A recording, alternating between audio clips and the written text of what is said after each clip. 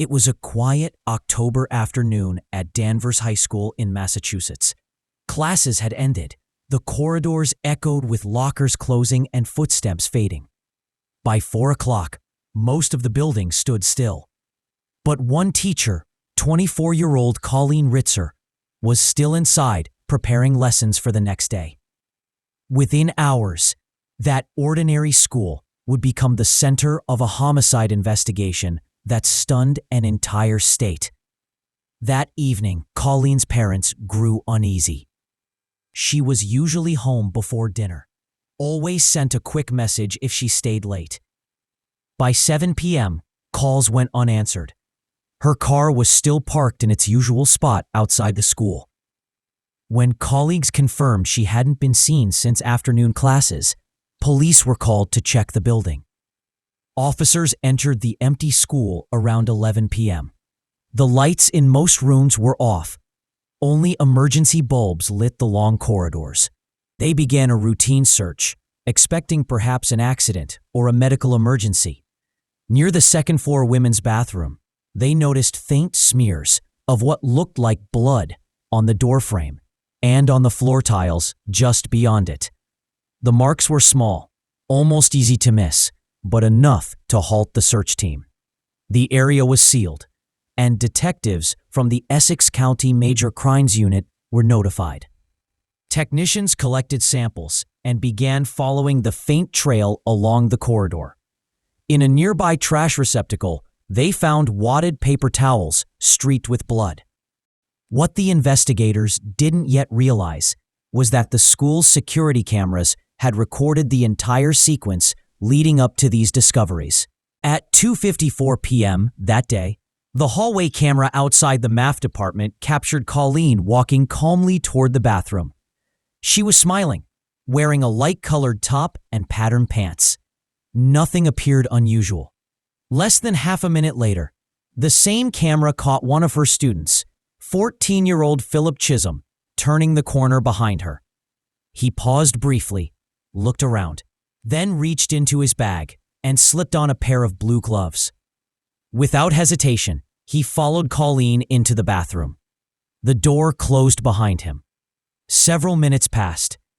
The footage showed no movement outside the door until 3:06 p.m., when Philip stepped out. His expression was blank.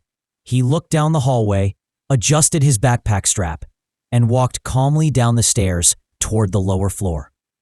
Moments later, another camera caught him entering a deserted corridor where he changed his clothes, removing the hoodie and shirt.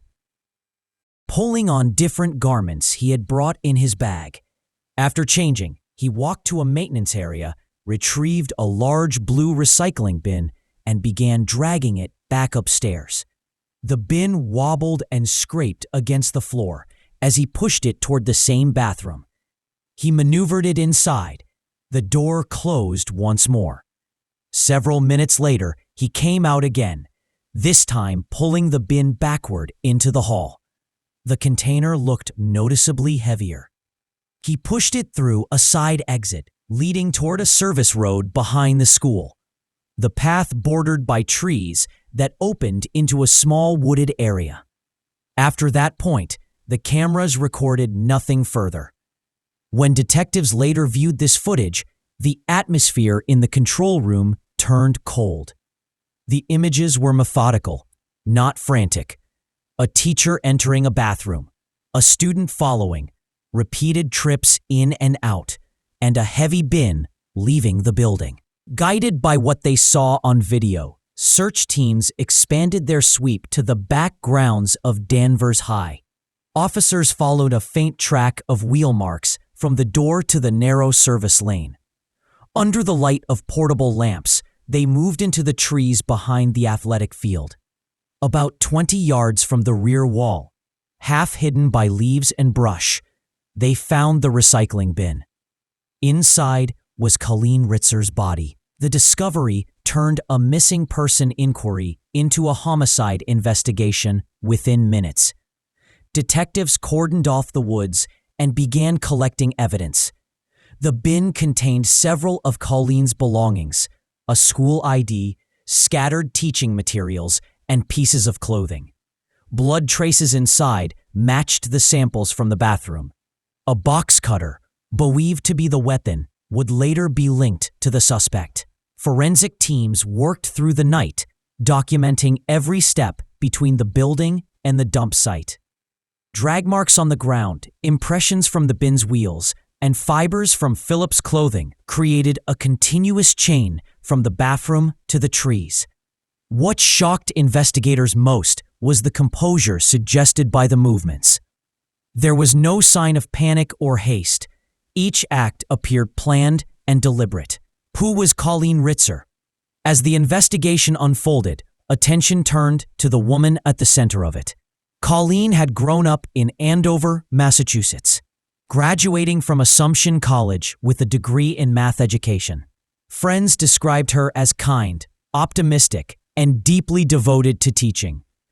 At just 24, she had already built a reputation for connecting with students who struggled academically or socially. Her classroom walls carried positive messages. Her favorite phrase, "Be good to one another," had become something of a personal motto. Colleagues said she often stayed late to prepare lessons or offer extra help. She believed every student could succeed if given patience and understanding.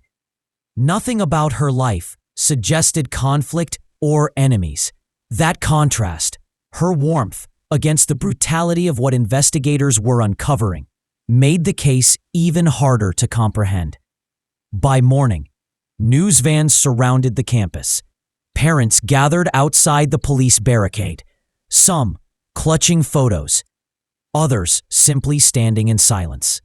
Danvers was the kind of town where teachers were neighbors and coaches doubled as family friends. The thought that violence had erupted inside a school bathroom felt impossible. The principal addressed reporters briefly, confirming that a teacher was dead and that police had identified a person of interest. Classes were canceled. Students were offered counseling. Many wept openly when they learned the victim's name. Inside the command post, detectives reviewed every second of footage again, matching timestamps with witness statements. They established that after leaving the woods, Philip had exited the campus alone. Cameras around town later captured him walking through a shopping area, eating at a restaurant, then entering a local cinema to watch a movie. His behavior appeared calm, mechanical, even casual. Investigators began compiling Philip Chisholm's background. He had recently moved from Tennessee with his mother after his parents' divorce. At Danvers High, he was known as a quiet, athletic freshman who played soccer and performed well in class. Teachers described him as polite but withdrawn. Colleen had taken notice of his isolation and encouraged him to participate more, offering extra help in math. No one reported disciplinary issues, yet the precision of his actions in the footage suggested a level of intent that contradicted his mild reputation. Detectives traced his movements from the moment he left school property. They learned he had been spotted near a nearby shopping plaza, then walking along Route 1 late at night. A state trooper on patrol reported a teenage boy matching his description walking alone around 2:30 a.m. At that point, police didn't know whether Philip was missing, fleeing, or in danger himself. The trooper stopped to check on him. The boy gave his name quietly, Philip. He carried a backpack and wore different clothes than those seen in the school footage. The trooper noticed what looked like reddish stains on his shoes. When asked where he was going, the boy shrugged. A brief conversation confirmed the connection. This was the same student last seen with Colleen Ritzer. He was taken into custody without resistance.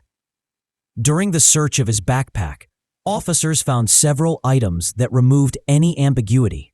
Colleen's driver's license, her credit cards, and a box cutter with visible blood residue.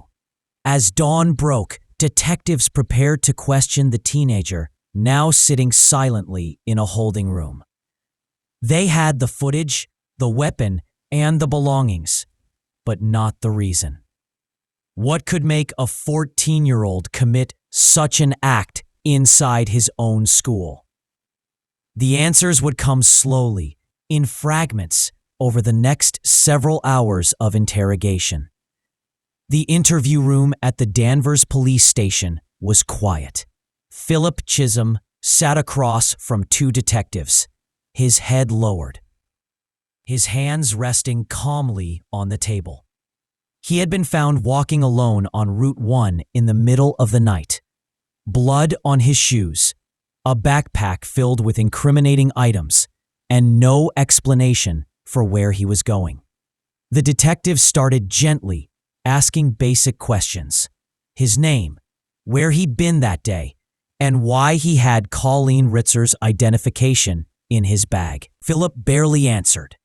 When they mentioned Colleen's name, he looked up for the first time. One detective asked, "Did something happen to your teacher?" After a long pause, he whispered, "Yes." The room fell silent. Detectives leaned forward. "What happened?" He hesitated, then spoke softly, a tone that never changed during the entire interview. He said Colleen had triggered something inside him when she mentioned the word Tennessee. That single word, tied to memories of his father and a past filled with anger, made him furious. "She shouldn't have said it," he muttered. When asked if she had done anything wrong, he said, "No. She was nice." Then, without emotion, he described what he had done. He said he followed her into the bathroom, waited until she turned her back, and attacked. He admitted using the box cutter found in his bag, and later moving her body with the recycling bin seen on camera. When asked why, he couldn't give an answer. He didn't cry. He didn't show regret. Every sentence came out cold, detached, and controlled. Detectives asked if she was still alive when he left her. He stared down and said quietly, "No." Forensic teams worked through the night to confirm what his words implied.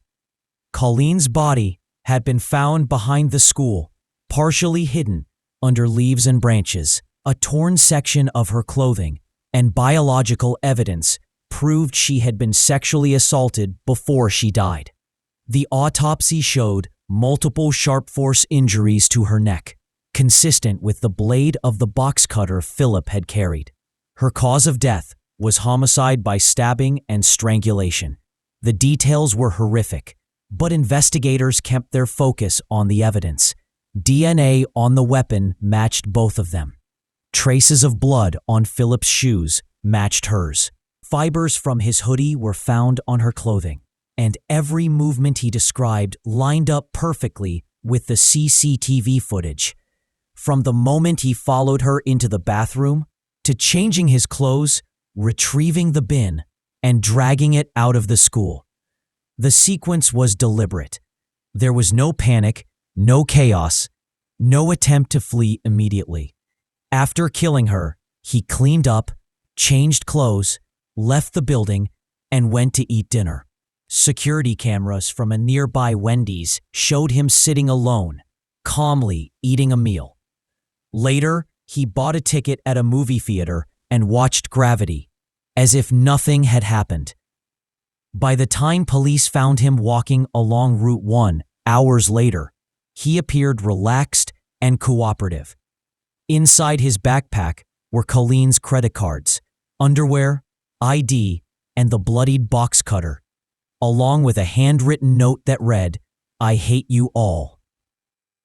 The next morning, the district attorney announced 3 charges: first-degree murder, aggravated rape, and armed robbery. Because of the brutality and planning involved, prosecutors decided to try him as an adult, despite being only 14 at the time. The community of Danvers could hardly process it. A high-achieving freshman, quiet, polite, athletic, accused of murdering and raping his teacher inside their own school. News spread quickly. Parents showed up outside the courthouse holding candles. Teachers stood together in silence. The entire town felt frozen, unable to comprehend how something so violent could happen in a place built for safety and learning. Colleen's family spoke briefly to the press. Her mother said softly, "She loved teaching.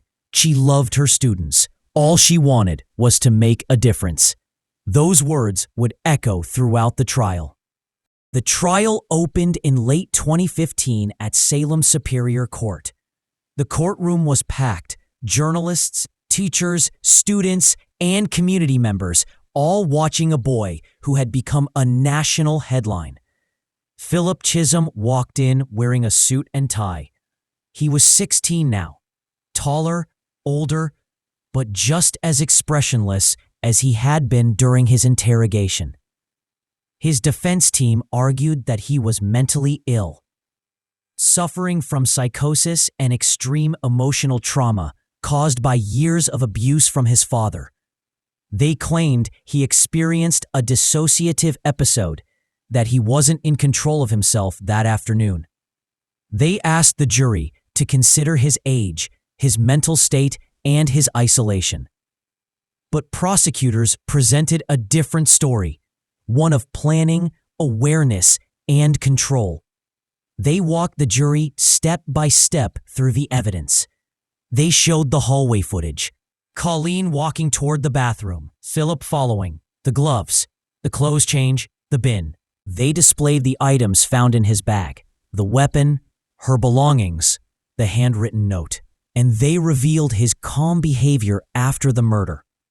Eating at Wendy's, watching a movie, walking alone through town. Assistant District Attorney Kate McDougall told the jury, "This was not confusion. This was control. He knew exactly what he was doing." She described Colleen as a teacher who dedicated her life to helping others, and called Philip's actions planned, deliberate, and deeply cruel. During the trial, the footage was played again, silent, grainy clips projected on a large screen. In one, Colleen walks down the hall, papers in hand. In the next, Philip follows, glancing around before slipping on gloves. Then a door closes, and minutes later, he emerges alone. The courtroom stayed silent. Even the jurors avoided looking directly at the screen. After nearly 2 weeks of testimony and 2 days of deliberation, the jury returned its decision. Philip Chisholm was found guilty of first-degree murder, aggravated rape, and armed robbery.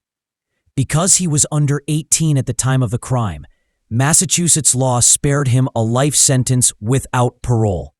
Instead, the judge sentenced him to life in prison with parole eligibility after 40 years, plus consecutive sentences for the rape and robbery charges. When the sentence was read, Philip showed no reaction. He didn't look at the Ritzer family. He didn't speak. He simply stood, expressionless, as the guards led him out of the courtroom. Judge David Lowy said, "Your age will not excuse your actions. What you did was planned, intentional, and unimaginably cruel." For the Ritzer family, the verdict brought a sense of justice, but not peace. Her father later said, "Nothing will ever make this right. We just hope no one ever forgets who she was." The murder of Colleen Ritzer remains one of the most disturbing school crimes in American history, not just for its brutality, but for its setting. It happened in a place meant to protect, between a teacher and a student she wanted to help. The CCTV footage from that afternoon still haunts those who've seen it. It doesn't show screaming or chaos, only calm moments before something unspeakable. A teacher walking down a hallway, a student following a few steps behind, a door closing, and silence. Colleen's story serves as a painful reminder that evil sometimes hides behind quiet faces. She believed deeply in kindness, and in the end, that kindness was met with the worst kind of betrayal. But even after her death, her message continues. Every scholarship given in her name, every student who chooses to teach because of her, and every simple act of kindness done in her memory keeps her spirit alive. If you're still watching, Please hit the like button. It won't cost you anything, but it helps us a lot. And if you want to hear more true stories like this, real, haunting, and unforgettable, make sure to subscribe to our channel.